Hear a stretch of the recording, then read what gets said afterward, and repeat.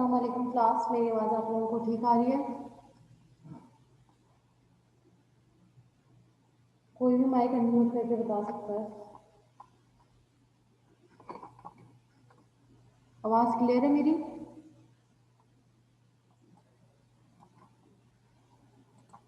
जी ma'am, आपकी voice clear है। ठीक है।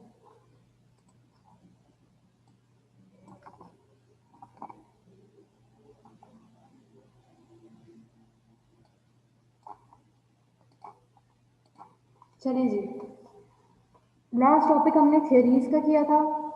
काफ़ी कम लोग आए थे, सिर्फ 2 ही लोग आए थे, शायद महक और जहरा आई थी, लेकिन हमने थियरीज का टॉपिक कवर कर लिया है। ठीक है, तो अब मैं मज़ीद वेट नहीं कर सकती थी कि आप लोगों का कोर्स ऑलरेडी बहुत ज़्यादा है और हम ये वेट नहीं कर सकते थे कि फिर से इसको और आगे बढ़ाया जाए। आज हम अपना नया टॉपिक स्टार्ट कर रहे हैं जो कि है international system and the role of actors. Sorry, यहाँ पे actors and non state actors लिखा हुआ है। एक्टर्स मतलब स्टेट एक्टर्स और नॉन स्टेट एक्टर्स। ठीक है, नया टॉपिक है हमारा इंटरनेशनल सिस्टम क्या होता है, हम इसमें ये पढ़ेंगे। अच्छा, सबसे पहले मैं आप लोगों को गाइडलाइन दे देती हूँ। किसी को कोई चीज़ समझ ना आए या मेरी आवाज़ इंटरप्ट हो जाए तो आप लोग मुझे अनम्यूट करके बता सकते हैं, लेकिन किसी का कोई क्वेश्चन हो तो जस्ट वो पेन इट डाउन कर ले अपने पास, और जिस वक्त क्वेश्चन आंसर सेशन या कोई भी हेडिंग ख़त्म करूँगी मैं, तो मैं ज़रूर पूछूंगी कि आपको कोई क्वेश्चन है तो वो उस वक्त मुझसे पूछ लें। ठीक है, उसके अलावा कोई चीज़ नहीं समझ आ रही तो आप मुझे अनम्यूट करके अपना माइक बता सकते हैं। अच्छा जी, इंटरनेशनल सिस्टम में हम ये पढ़ेंगे कि इंटरनेशनल सिस्टम क्या होता है और रोल ऑफ एक्टर्स और नॉन स्टेट एक्टर्स क्या होता है। मतलब हम इंडिविजुअली एक एक एक्टर को पढ़ेंगे और फिर उनका रोल पढ़ेंगे कि उनका रोल आखिर क्या है। ठीक है, इस वर्ल्ड कम्युनिटी में या इस पॉलिटिकल कम्युनिटी में।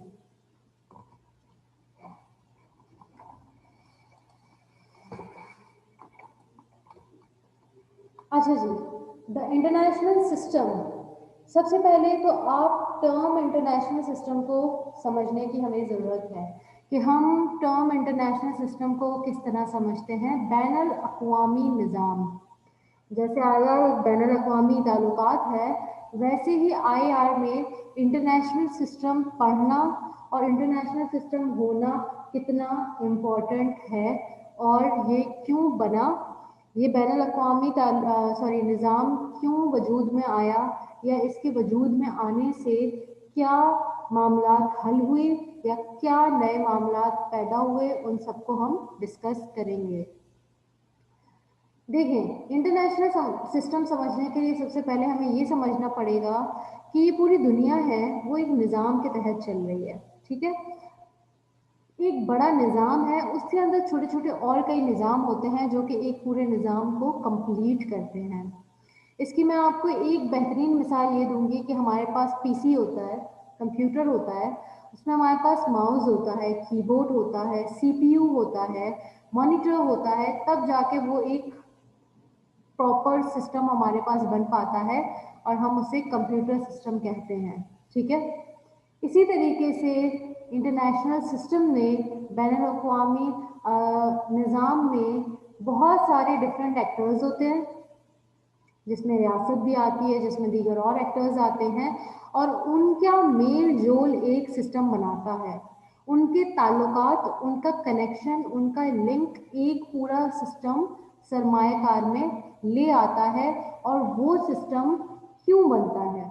अच्छा जी, वो सिस्टम बनता इसलिए human affairs are basically of 3 types.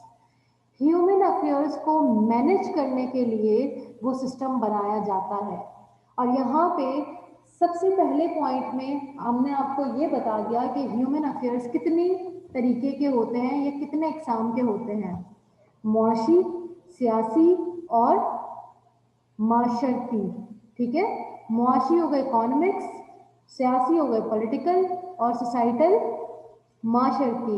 ये जो हमारा माशरा है, माशरती मुकाम भी हमारे हमारे अफेयर्स है ना, कुछ रिलेशन है ना।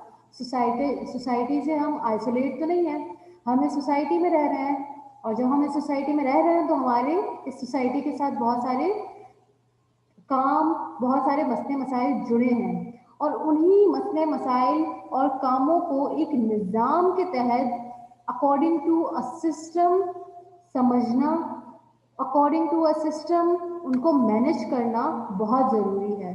तो international system is the management of human affair. Similarly, all these actors included under international system is managed to whom human affairs. Human affairs को मैनेज करने के लिए ये पूरा एक माशरती निज़ाम बना है। फिर उसमें सियासत भी आ जाती है, मईशियत भी आ जाती है, और मुआशरा भी आ जाता है। ठीक है, हमारा सेकंड पॉइंट यही बात कह रहा है जो मैंने अभी आपको बताई है। These human affairs are managed according to a system comprising of states and other entities which are known as units and actors. These actors include state and non-state actors. ये जिनको हम स्टेट और नॉन स्टेट एक्टर्स कहते हैं, इनको हम international system के actors भी कहते हैं, और इनको हम इंटरनेशनल सिस्टम के यूनिट्स भी कहते हैं। These are the units and actors of the international system. ठीक है, जिसमें सबसे इम्पॉर्टेंट जो यूनिट है इंटरनेशनल सिस्टम का वो तो रियासत है। ठीक है, लेकिन अब जो वक्त है, अब जो मॉडर्न पॉलिटिकल एरा है, उसमें जो दूसरे नॉन स्टेट एक्टर्स हैं उन्होंने भी अपनी एक बहुत इम्पॉर्टेंट जगह बना ली है। उन्होंने भी अपनी एक बहुत ही मजबूत बुनियाद रख दी है। इस कंटेम्प्रेरी वर्ल्ड में जितनी रियासत आज के दौर में इम्पॉर्टेंट है, जितना स्टेट इम्पॉर्टेंट है आज के दौर में, उतना ही नॉन स्टेट एक्टर्स की भी अहमियत और इम्पोर्टेंस है। ठीक है, इसी वजह से, और ये अहमियत क्यों हासिल हुई, ये अहमियत आई क्यों, किस तरीके से आई? अच्छा जी, ये इस तरीके से आई कि इंसान के बहुत सारे मामलात हैं जिनको मैनेज करने की ज़रूरत है, और वो मामलात सर्टेन लेवल्स पे मैनेज करने की ज़रूरत है, डोमेस्टिकली भी, इंटरनेशनली भी। हम इंसान के मामलात को उस वक्त बहुत अच्छे से मैनेज कर सकते हैं जब हम एक, आपको पता है, एक सोसाइटी तब काम कर सकती है, एक सोसाइटी तब वजूद में खड़ी हो सकती है जब वो किसी कानून के तहत चल रही होगी। ला कानूनियत होगी, कोई कानून ही नहीं है, तो हम तो खाना बदोश हो गए ना। नोमैडिक्स क्या थे? उनका कोई कानून नहीं था, और ऐसी ना तो कौमें चली, ना तो कोई और रियासतें चली, सब कोलैप्स हो गई। अगर कोई ऐसी एम्पायर थी जिसमें कानून नहीं था, वो भी कोलैप्स हो गया, क्योंकि आप कानून के बगैर अपनी रियासत, अपनी सोसाइटी को रहने के काबिल बना नहीं सकते। जब कानून ही नहीं होगा तो हर कोई अपनी मनमानी करेगा, और जब हर कोई अपनी मनमानी करेगा तो आप एक लॉ एंड ऑर्डर नहीं रख पाएंगे, जो कि उस लॉ एंड ऑर्डर को, लॉ एंड ऑर्डर हमें सलीका सिखाता है, हमारे अंदर डर पैदा करता है। वो डर क्या होता है? उस डर की वजह से हम एक हम एक लिमिटेशंस में आ जाते हैं, उस डर की वजह से, कि उसकी वजह से तो हम थोड़ा इंसानों वाली ज़िंदगी जी रहे होते हैं। अगर हमारे ऊपर से, इंसान के ऊपर से डर ख़त्म कर दें, इंसान और जानवर में आप कोई फ़र्क नहीं पाएंगे, क्योंकि अकॉर्डिंग टू रियलिस्ट पर्सपेक्टिव इंसानी नेचर है ही ऐसा कि जब उसको बहुत ज़्यादा छूट मिल जाए तो वो अपनी पावर बढ़ाने की कोशिश करता है, और ये सारा निज़ाम दरम भरम कर देता है। एक निज़ाम को चलाने के लिए रूल्स रेगुलेशन चाहिए। इसी तरीके से एक इंटरनेशनल निज़ाम को चलाने के लिए इंटरनेशनल लॉ होने चाहिए, और under the international law we can manage, we can protect the human affairs. ठीक है, जैसे हम डोमेस्टिक तौर पे अपने ह्यूमन अफेयर्स को संभालते हैं, डोमेस्टिकली हमारी रियासत है, उसमें हमारे मसले मसाइल है, तो हमारी रियासत ने एक रूल्स और रेगुलेशन बना दिए हैं जिसके तहत हम अपने मामलात को संभालते हैं, अपने मामलात को चलाते हैं। उसी तरीके से इंटरनेशनल लॉ भी है दुनिया में एक कानून कायम करने के लिए, ताकि जो रियासतें हैं वो अपने अपने मामलात, और जो दूसरे अदर एक्टर्स हैं वो इंसानी मामलात को और अच्छे से मैनेज कर पाए। ठीक है, अब जी यहाँ बात आती है कि वर्ल्ड तो एनार्किक है, कोई सुपर अथॉरिटी तो नहीं है ना, कोई सुप्रा नेशनल अथॉरिटी नहीं है, हम एक एनार्किक ऑर्डर में जी रहे हैं। तो उसको किसी तरीके से उस एनार्की को ख़त्म करने के लिए एक हद तक एक इंटरनेशनल सिस्टम बनाया गया, एक निज़ाम बनाया गया, और उस निज़ाम में कुछ रेगुलेशंस, कुछ रूल्स बनाए गए, कुछ लॉज इन्फोर्स किए गए कि ये सबने मानने ही मानने हैं ताकि एक निज़ाम कायम हो सके। और उस निज़ाम के तहत हम सब जो रियासत है और जो दीगर एक्टर्स हैं वो मिलजुल के एक साथ इन सारे मामलात को मैनेज कर सके। अच्छा, इंटरनेशनल सिस्टम में अब हम बात करते हैं तो 5 बेसिक यूनिट्स हैं, जिसमें एक है स्टेट, पहला यूनिट स्टेट्स, और दूसरा है non state actors. Non state actors के नीचे लिखा हुआ है multinational corporation, IGOs, NGOs, non state arm groups. ठीक है, नॉन स्टेट आर्म ग्रुप्स को हम एनसेक्स भी बोलते हैं। अगर मैं एनसेक का वर्ड यूज करूं, it means I am talking about non state arm groups. Okay, अच्छा जी, अब हम देखते हैं कि रियासत और नॉन स्टेट एक्टर्स, स्टेट्स और नॉन स्टेट एक्टर्स होते क्या हैं, और उसमें फिर हम दीगर बात करते हैं कि एनएमसीज क्या होती हैं, आईजीओज क्या होते हैं, एनजीओज क्या होते हैं, और एनसेक्स क्या होते हैं, और ये किस तरीके से काम करते हैं।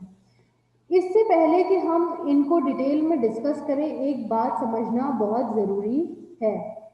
इंटरनेशनल पॉलिटिक्स और इंटरनेशनल कम्युनिटी या इंटरनेशनल सिस्टम एक ड्रामा है, इसको हम एक ड्रामे के तौर पे ले सकते हैं, जिसमें हर ड्रामे में, हर फिल्म में, हर ड्रामे में एक हीरो होता है और कुछ सपोर्टिंग रोल्स होते हैं। तो इस ड्रामे का, इस इंटरनेशनल सिस्टम का हीरो कौन है? स्टेट्स, रियासतें। और जो नॉन स्टेट एक्टर्स हैं, जैसे हर ड्रामे में एक हीरो का सपोर्टिंग रोल होता है, नानी होती है, दादी होती है, उसकी बहन होती है, भाई होता है, दोस्त होता है, उसी तरीके से रियासत के लिए जो उसके सपोर्टिंग रोल्स है वो कौन है? वो ये नॉन स्टेट एक्टर्स हैं। ठीक है, और इसी तरीके से ये ड्रामा, हमारा एक ड्रामा आगे चलता है उनकी कोऑपरेशन से, उन सारे रोल्स की साथ की कोऑपरेशन से ये ड्रामा जैसे एक चलता है, इसी तरीके से इंटरनेशनल सिस्टम में स्टेट्स और नॉन स्टेट एक्टर्स के दरमियान की कोऑपरेशन की वजह से ही इंटरनेशनल सिस्टम भी चल रहा है, अदरवाइज वो ना चल सके। अच्छा जी, यहाँ तक सबको सब कुछ क्लियर है? अगर किसी को कोई क्वेश्चन है तो मुझसे पूछ सकता है। Anybody have any question? अच्छा जी, किसी को कोई क्वेश्चन नहीं है, सबको सब समझ आ रहा है, अच्छी बात है, आगे बढ़ते हैं। 5 एक्टर्स एंड देयर रोल्स, हम इसमें डिस्कस करेंगे कि एक्टर्स क्या, कौन कौन से हैं और उनके रोल्स क्या क्या हैं। ठीक है, पहला एक्टर है स्टेट, रियासत। रियासत को हम, स्टेट्स को हम कंट्रीज भी कहते हैं। ठीक है, यहाँ पे तो हमें इस बात में कोई दो राय नहीं है, किसी को कोई कंफ्यूजन नहीं होगी कि स्टेट्स को हम कंट्री भी बोलते हैं और कंट्रीज को हम स्टेट कह सकते हैं। रियासत क्या होती है? रियासत एक मॉडर्न रियासत जो हमने पढ़ा है, रियासत में उसकी आवाम होती है, ठीक है, उसकी एक बाउंड्री होती है, उसकी सॉवरेनिटी होती है, उसकी सिटीजनशिप होती है, उसकी मोनोपोली और यूज ऑफ फोर्स होती है, तब जाके वो रियासत कहलाती है। ये हमें किसने बता दिया था? वेस्टफेलियन सिस्टम ने बता दिया था, और हम इसे पढ़ चुके हैं कि किस तरीके से उसने रियासत को डिफाइन किया है। State is a geographical piece of land which has basic 5 characteristics which are, हमें पता है कि हमारे जो स्टेट है, हमारे जो रियासत है, उसके 5 कैरेक्टरिस्टिक्स हैं। एक है सॉवरेनिटी, उसकी खुद मुख्तारी, कि रियासत के किसी भी इंटरनल या एक्सटर्नल अफेयर में कोई भी मदाखलत नहीं करेगा। कोई दूसरी रियासत किसी दूसरे स्टेट की सॉवरेनिटी को कॉम्प्रोमाइज नहीं करेगा, इंटरवीन नहीं करेगा उनके डोमेस्टिक अफेयर्स में, ठीक है। किसी दूसरे रियासत को ये इजाज़त नहीं है। एक जो रियासत है उसकी एक डेफिनेट बाउंड्री होगी और उसी बाउंड्री के दरमियान उसको रहना है। उसका जो भी रूल बनेगा, रेगुलेशंस बनेंगे, लॉ इम्पोज होगा, वो with in the boundary impose होगा। ये तो नहीं है कि पाकिस्तान में जो लॉ है वही इंडिया में भी इम्पोज होते हैं, नहीं, हमारी बाउंड्री में ये लॉ इम्पोज होते हैं। और अगर कोई दूसरे मुल्क से, कोई दूसरी रियासत से यहाँ पे आ रहा है तो उसको ये रूल्स मानने पड़ेंगे। ये तो नहीं है ना कि वेस्टर्न कंट्रीज यहाँ आके बीच पे नंगे घूम रहे हो, ऑब्वियसली नॉट, क्योंकि ये हमारा ये कल्चर नहीं है, हमारा ये रूल नहीं है, हमारी ये बाउंड्रीज में, हमारी ये एथेनिसिटी में, हमारे ये कल्चर में, हमारे वैल्यूज़ में, नॉर्म्स में ये चीज़ शामिल नहीं है।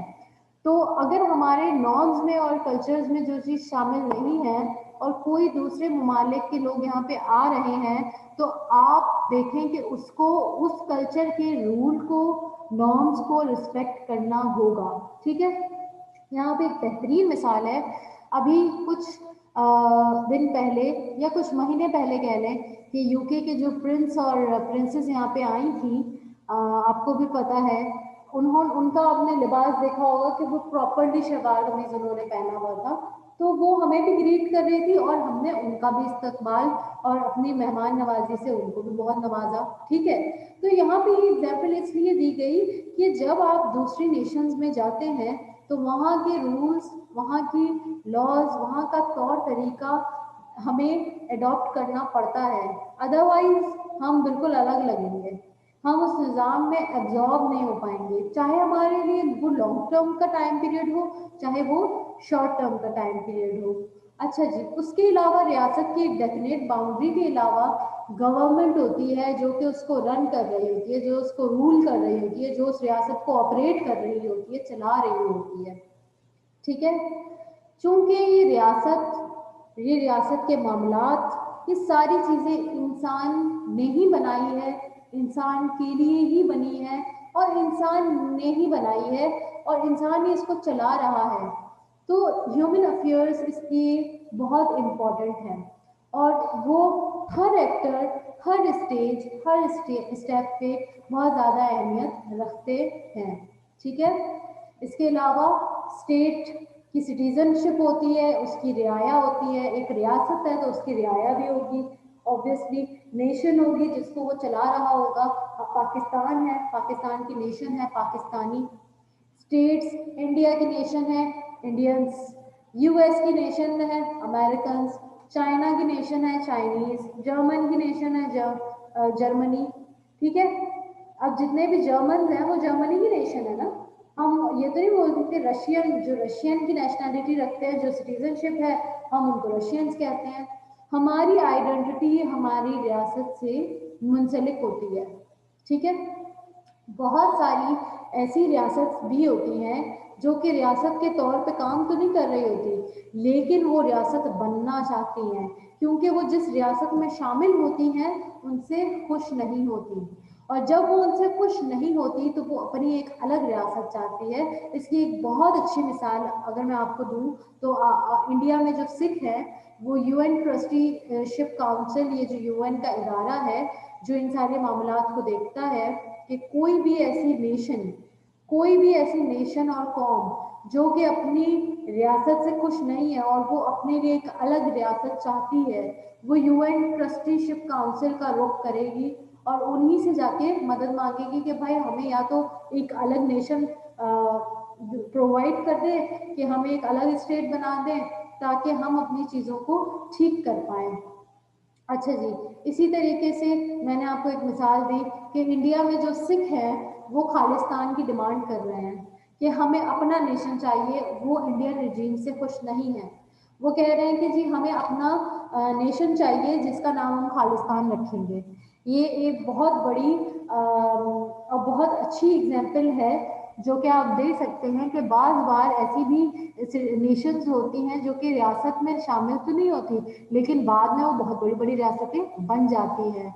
यूएसएसआर इसी में शामिल करते हैं हम, कि जो सोवियत यूनियन था सोवियत यूनियन जब टूटा तो उसके बहुत सारे नेशंस ऐसे थे जो जुड़े हुए थे, जो रियासतें जुड़ी हुई थी, लेकिन उसके टूटने के बाद छोटी छोटी रियासतें उसमें बन गई, जैसे चेकोस्लोवाकिया। जब वो टूटा तो चेक रिपब्लिक अलग हो गए और स्लोवाकियंस अलग हो गए, उससे पहले वो एक साथ थे। इसी तरीके से योगोस्लाविया, योगो अलग हो गया था, वो टूट गया था, खत्म हो चुका था, और स्लावियाज अलग हो गए थे।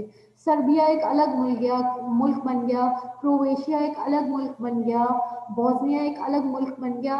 और जब एक बहुत बड़ा मुल्क टूटा तो उसमें छोटी छोटी स्टेट्स सामने आई, और उन्होंने अपने आप को, उनको यूएन ने एक स्टेट का स्टेटस प्रोवाइड किया। और जब उन्होंने स्टेट का स्टेटस प्रोवाइड किया तो उनके पास ये 5 कैरेक्टरिस्टिक्स मौजूद थी, तभी उनको ये स्टेटस मिला। ठीक है। इसी तरीके से monopoly over use of force, रियासत को रियासत को ताकत इस्तेमाल करने का हक है। सिर्फ रियासत वायलेंस कर सकता है, रियासत के अलावा और किसी को वायलेंस का या यूज ऑफ फोर्स का हक नहीं।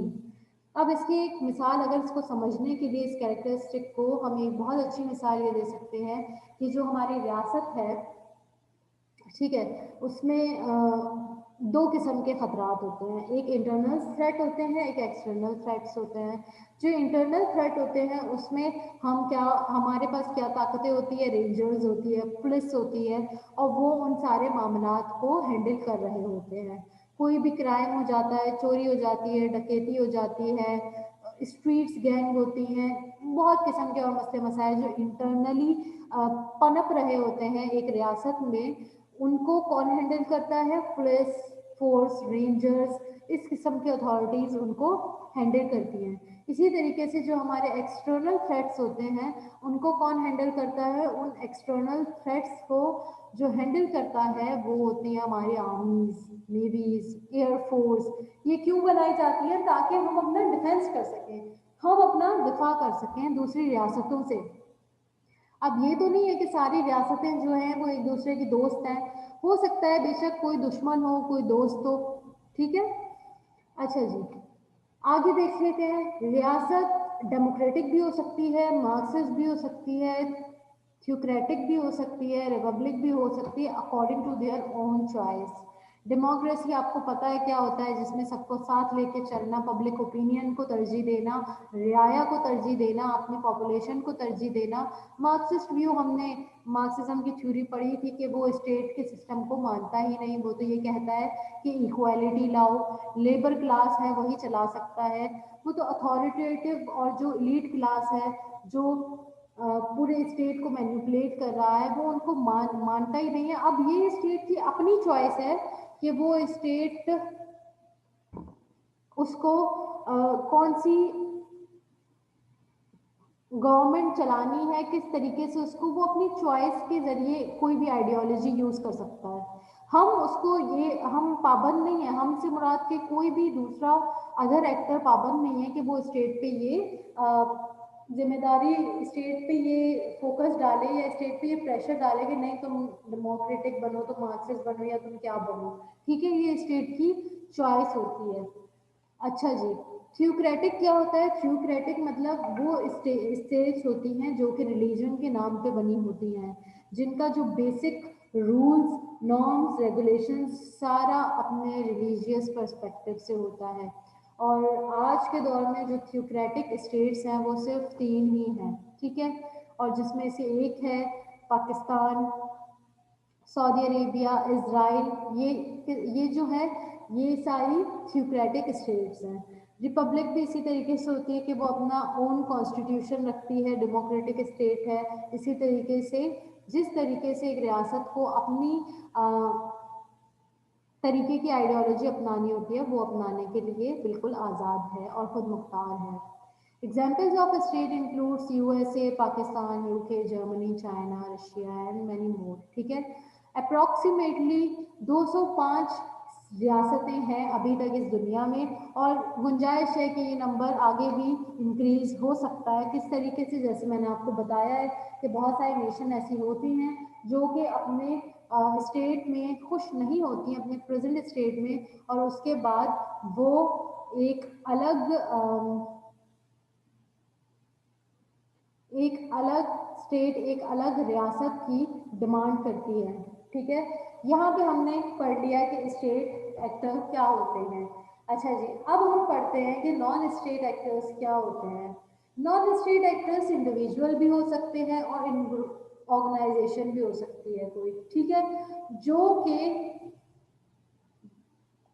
इंडिविजुअल्स ऐसे जो कि कुछ हद तक या फुली या पार्शियली जिनका इन्फ्लुएंस हो पूरी दुनिया में या स्टेट की सॉवरेनिटी के ऊपर। ठीक है, यहाँ पे डेफिनेशन लिखी हुई है, non state actors are individuals और groups that hold influence and which are wholly or partly independent of a sovereign state or state। ठीक है, जो भी इंटरनेशनल ऑर्गेनाइजेशंस आज आप देख रहे हैं वो उसमें इंटरनेशनल ऑर्गेनाइजेशंस आ जाती हैं, एनजीओज आ जाती हैं, आईजीओज आ जाती हैं, गवर्नमेंटल ऑर्गेनाइजेशंस होती हैं, एमएनसीज आ जाती हैं, बड़ी बड़ी मल्टीनेशनल कॉरपोरेशंस आ जाती हैं, प्राइवेट फाइनेंशियल इंस्टीट्यूशंस आ जाते हैं और पैरामिलिट्री आर्म्ड रेजिस्टेंस ग्रुप भी आ जाते हैं।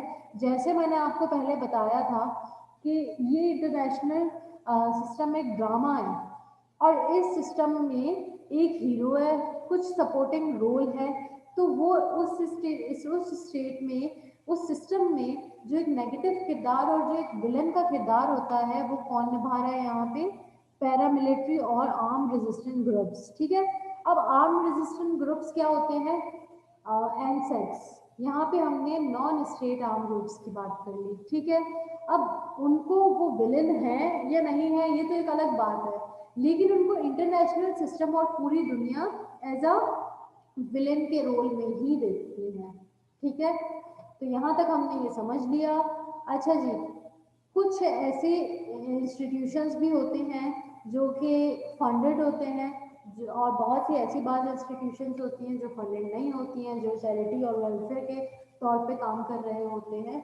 अब हम देखते हैं कि आगे हमारे जो नॉन स्टेट एक्टर्स हैं उनको हम वन बाय वन पढ़ते हैं कि वो क्या हैं और वो किस तरीके से इस सिस्टम में काम कर रहे हैं। अच्छा जी, मल्टीनेशनल कॉरपोरेशंस जो होती हैं उनको ट्रांसनेशनल कॉरपोरेशन भी कहा जाता है, टीएनसीज भी कहा जाता है। ठीक है, मल्टीनेशनल कॉरपोरेशंस एमएनसीज ऑर्गेनाइजेशन होती हैं, बड़ी बड़ी प्राइवेट ऑर्गेनाइजेशन होती हैं जो कि हर चीज़ बनाती हैं। जिस तरीके से फॉर एग्जांपल आपको आप नेस्ले ले लें, नेस्ले एक मल्टीनेशनल कॉरपोरेशन है। ठीक है, वो आपको पानी भी देती है, वो बहुत डेयरी आइटम्स भी बनाती है, नेस्ले के जूसेस भी आते हैं, नेस्ले का दूध भी आता है, नेस्ले के और डेयरी आइटम्स भी आते हैं, चॉकलेट्स भी बनाता है। इस तरीके से बहुत, आप शेल देख लें, शेल एक पेट्रोलियम कंपनी है जो कि ऑयल प्रोड्यूस करती है, पेट्रोल प्रोड्यूस करती है, फ्यूल देती है, ताकि आप अपने रोज़मर्रा में जो ट्रैवल करते हैं वो उसी बेसिस पे करते हैं। अगर आपके पास फ्यूल नहीं होगा यू कैन ट्रैवल। दूसरी दीगर मल्टीनेशनल कॉरपोरेशंस, बड़ी बड़ी इंडस्ट्रीज होती हैं, नाइकी, एडिडास और इस किस्म के एयरलाइन, बोइंग बसेस, ये जो आपकी होती हैं बनते हैं बहुत ज़्यादा टेक्नोलॉजिकली। आप देख रहे हैं आपका, आप आज हर चीज़ जो टेक्नोलॉजी में यूज़ कर रहे हैं, पीसी यूज़ कर रहे हैं, एचपी है, आप एचपी का पीसी यूज़ कर रहे हैं, डेल का कर रहे हैं, तो ये सारी बड़ी बड़ी मल्टीनेशनल कॉरपोरेशंस हैं जो आपको ये सारी चीज़ें बना के दे रही हैं। अच्छा जी, मल्टीनेशनल कॉरपोरेशन हर वो चीज़ बनाती है जो कि इंसान की ज़रूरत है, जो इंसान इस्तेमाल कर सकता है और वो उसकी ज़रूरत है तभी वो बना रही है। इसलिए वो कोई भी ऐसी चीज़ नहीं बना रही जिसका इंसान को कोई ज़रूरत नहीं है और वो बस वैसे ही बना रही हैं। ठीक है, नहीं ऐसा नहीं है।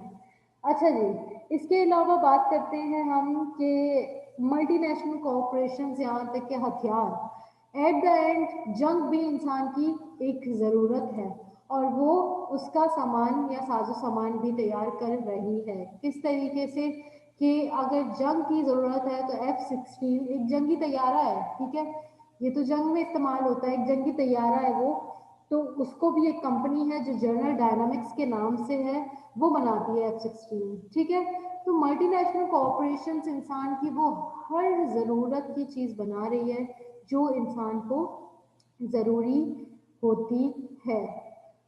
ठीक है। अब जी यहाँ पे मल्टीनेशनल कॉरपोरेशंस की 3 तरह की टाइप्स लिखी हुई हैं, 3 तरह की एमएनसीज होती हैं, और वो क्या होती है ये देख लेते हैं हम।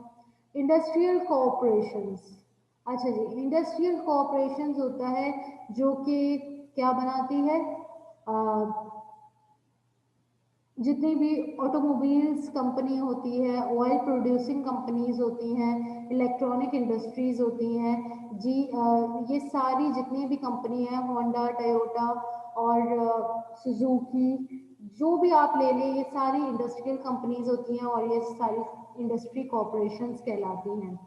इसके बाद जी आता है फाइनेंशियल कॉरपोरेशंस। फाइनेंशियल कॉरपोरेशंस में क्या आता है, बैंक्स आ गए, प्राइवेट फाइनेंशियल इंस्टीट्यूट्स, जो इंस्टीट्यूट्स होते हैं, जो हमने, आपने अगर देखा होगा कि इससे पहले जो स्लाइड थी उसमें भी आपने पढ़ा होगा कि प्राइवेट फाइनेंशियल इंस्टीट्यूट्स थे, और उनको, उसमें सिर्फ बैंक्स नहीं होते कि जो कि हमें प्राइवेटली लोन दें। जैसे आपने, आपके कंट्री में अलाइड बैंक है, स्टैंडर्ड चार्टर है, यूबीएल है, एचबीएल है, ये आपको लोन्स प्रोवाइड करता है, गारंटीज प्रोवाइड करता है, सिक्योरिटीज प्रोवाइड करता है, आपके सेविंग अकाउंट्स होते हैं, करंट अकाउंट्स होते हैं। इसी तरीके से रियासतों को भी लोन, एड, ट्रेड के लिए इन्वेस्टमेंट्स चाहिए होती हैं, तो उनके पास भी ऐसे प्राइवेट फाइनेंशियल इदारे होते हैं, जिसमें कौन कौन आ गए, आईएमएफ आ गया, वर्ल्ड बैंक आ गया, एशियन क्लब आ गया, यूरोपियन क्लब आ गया, बहुत दीगर और भी प्राइवेट इंस्टीट्यूशंस होते हैं जो कि रियासतों के लिए काम करते हैं, रियासतों के डेवलपमेंट के लिए, रियासतों की ग्रोथ के लिए, रियासतों की इकोनॉमी को डेवलप करने के लिए ये उनको लोन्स और एड्स प्रोवाइड करते हैं।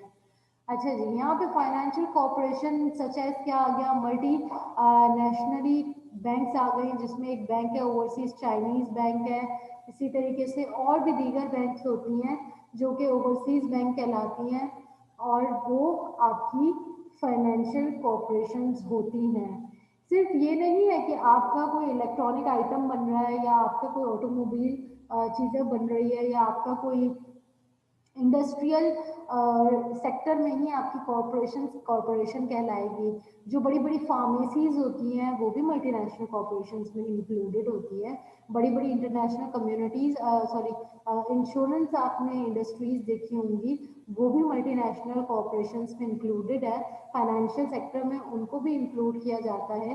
जितनी भी बड़ी बड़ी इंश्योरेंस कंपनी आप देखते हैं, बहुत सारी हैं, म्यूनिक री, जर्मन में एक बहुत बड़ी इंश्योरेंस कंपनी है, पाकिस्तान में आप लोग देख लें स्टेट लाइफ का ईएफयू है, और भी दीगर है।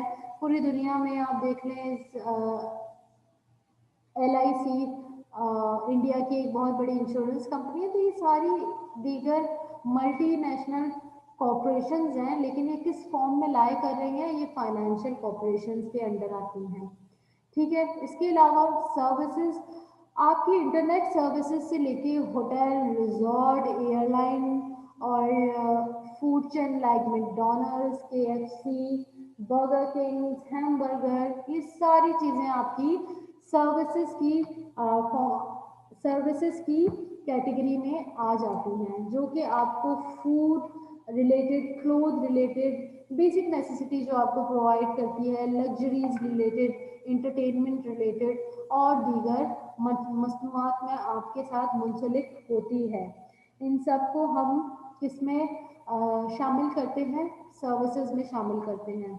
बहुत बड़ी बड़ी मल्टीनेशनल कंपनीज हैं, नेस्ले तो आपको पता ही है, उसके अलावा यूनिलीवर है, उसके अलावा दीगर इंडिया का अगर देख लें, अमूल, वो सारे डेयरी आइटम्स बनाता है, मक्खन बनाता है, दूध होता है, अमूल का दूध, अमूल का घी, ऑयल, हर डेयरी आइटम वो बनाता है। तो ये बहुत बड़ी बड़ी, सम टाइम मल्टी, आपकी एक लोकल बड़ी इंडस्ट्री होती है, लेकिन सम टाइम आपकी मल्टीनेशनल कॉरपोरेशन होती है, जिसकी ब्रांच आपके मुल्क में, सिर्फ उस मुल्क में नहीं होती जिसकी वो ओरिजिन मुल्क हो, बल्कि उसके अलावा दीगर मुल्कों में भी होती है।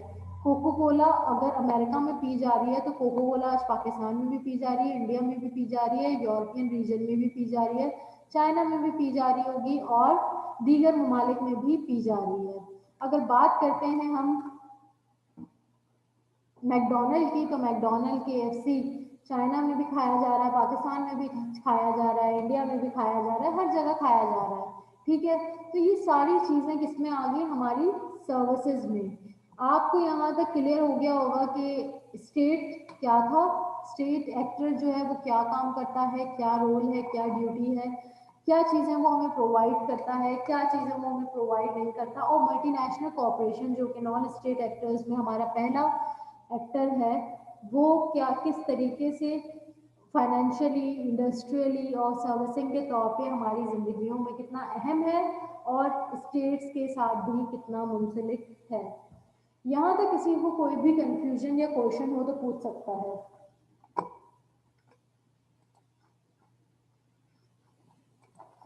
Anybody have any question?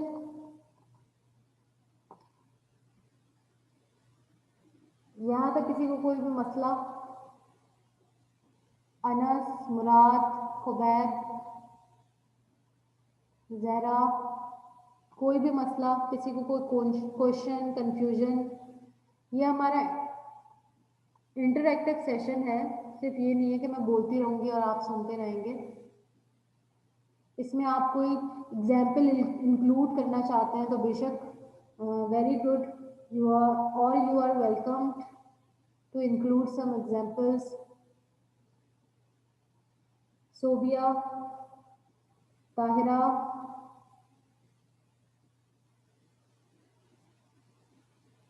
हम अपनी जो अगली स्लाइड है वो मैं आपको नया लिंक प्रोवाइड करती हूँ, उसमें आप लोग फिर से मेरे साथ इंटैक्ट हो जाएं सब लोग। मैं आप लोगों को लिंक भेज रही हूँ और उसमें आप लोग ज्वाइन करें तो हम स्टार्ट करते हैं, क्योंकि इस मीटिंग का टाइम सिर्फ 45 मिनट्स ही होता है, तो आफ्टर 45 मिनट वो बंद हो जाता है।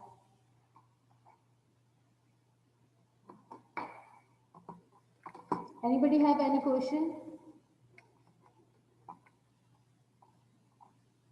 आप लोगों को आवाज भी आ रही है या सब लोग चुप हैं? कोई अपना माइक अनम्यूट क्यों नहीं कर रहा? जी मैम, कोई क्वेश्चंस नहीं है, मैंने चैट पे आपको मैसेज भी किया है। अच्छा, नहीं आप लोग अनम्यूट करके बता सकते हैं, कोई मसला नहीं है। मैं क्योंकि इस वक्त मैं चैट नहीं यूज कर रही तो मुझे समझ नहीं आ रहा। मिस मैंने भी मैसेज किया था आपको, मेरा लेट ज्वाइन किया था क्योंकि मेरा लाइट नहीं थी आ रही और अभी पैकेज करके किया। अच्छा जी, तो मैं आप लोगों को नया लिंक बना के प्रोवाइड करती हूँ, क्योंकि ये मीटिंग तो 2 मिनट में ख़त्म हो जाएगी, तो हम उसको ठीक है। आप लोग जल्दी से ज्वाइन कर लें और उसके बाद हम स्टार्ट करते हैं अगला जो हमारा नॉन स्टेट एक्टर है उसको। Okay miss.